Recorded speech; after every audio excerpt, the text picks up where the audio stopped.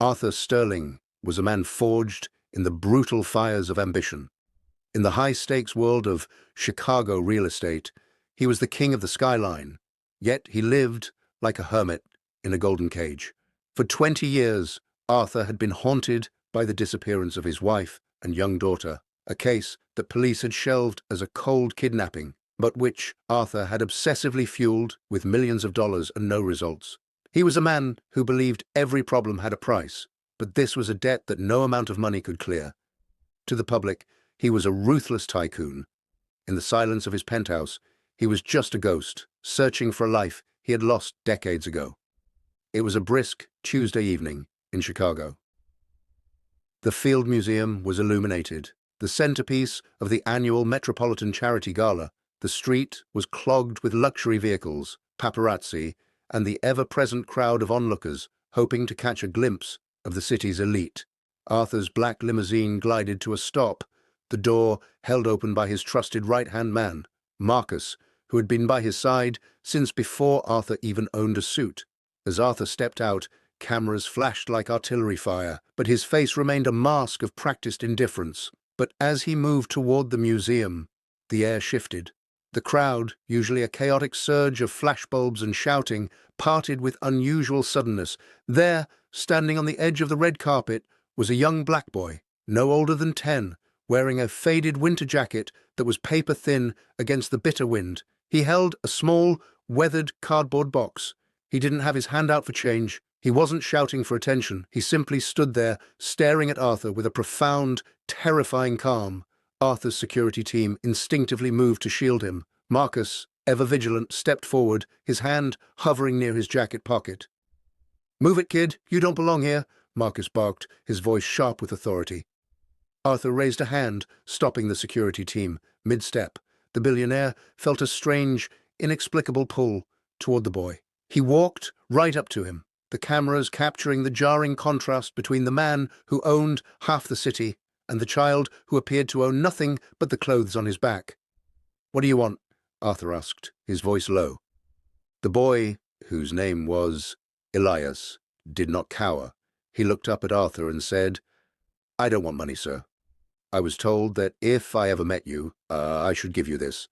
Elias opened the box. Inside was a silver locket, tarnished and scratched, but unmistakably the one Arthur had bought for his wife on their wedding day. Arthur felt his knees weaken. His heart, which had been frozen for 20 years, suddenly threatened to shatter. He took the locket with trembling hands and snapped it open. Inside was a tiny, pristine photograph of his wife and daughter. It was an image he hadn't seen in 2 decades, an image that should have been lost forever. "Where did you get this?" Arthur demanded, his voice thick with suppressed emotion. "I found it in the basement of an abandoned warehouse on the south side," Elias whispered. "And there's more." Elias reached into his pocket and pulled out a leather-bound journal. He handed it to Arthur. As the billionaire began to flip through the pages, the world around him seemed to stop spinning. The journal wasn't just a diary. It was a detailed log, tracking the location of his kidnapped wife and daughter across 3 different states over the last 20 years.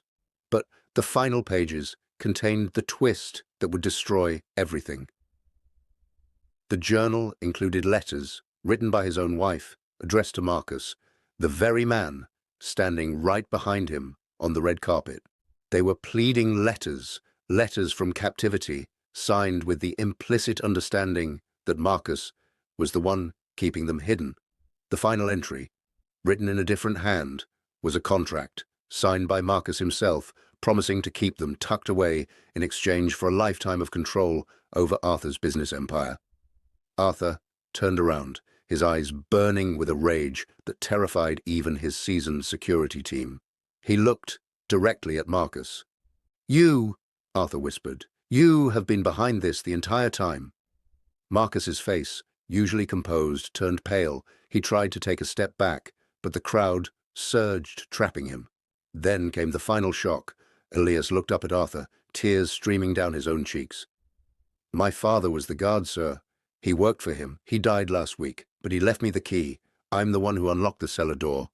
The crowd erupted in gasps. The billionaire's ruthless, efficient right-hand man was exposed as the architect of Arthur's lifelong misery.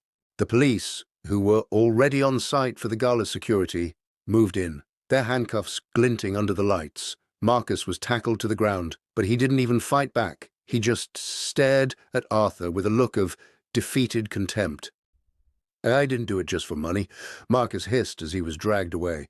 "I did it because you were going to burn this whole city down with your greed, and I was the only one who knew how to channel it." Arthur didn't listen. He dropped the journal, ignored the cameras, and looked down at Elias. "Where are they?" Elias pointed toward the waiting cars. "They're in the back of a black van, 2 blocks away. I brought them here, sir. I didn't want to bring them into the chaos of the gala until I knew you were really who you claim to be."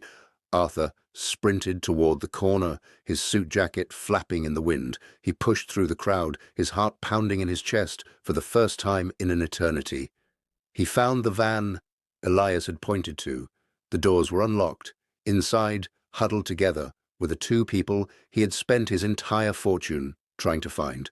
They were older, scarred by 20 years of darkness, but they were alive.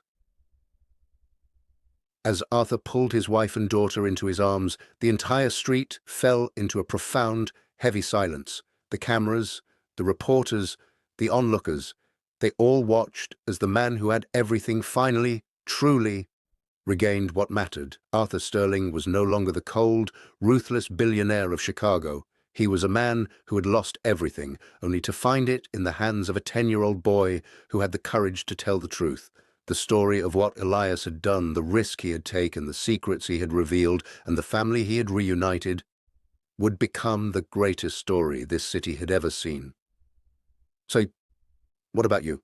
Have you ever had a moment where one small act completely changed your perspective on what truly matters? If this story touched your heart, please hit that subscribe button and click the notification bell so you don't miss our future videos. And most importantly, comment below. What would you have done if you were in Arthur's shoes? We read every comment and we'd love to hear your thoughts. Thanks for watching, and remember, kindness is the most powerful currency of all.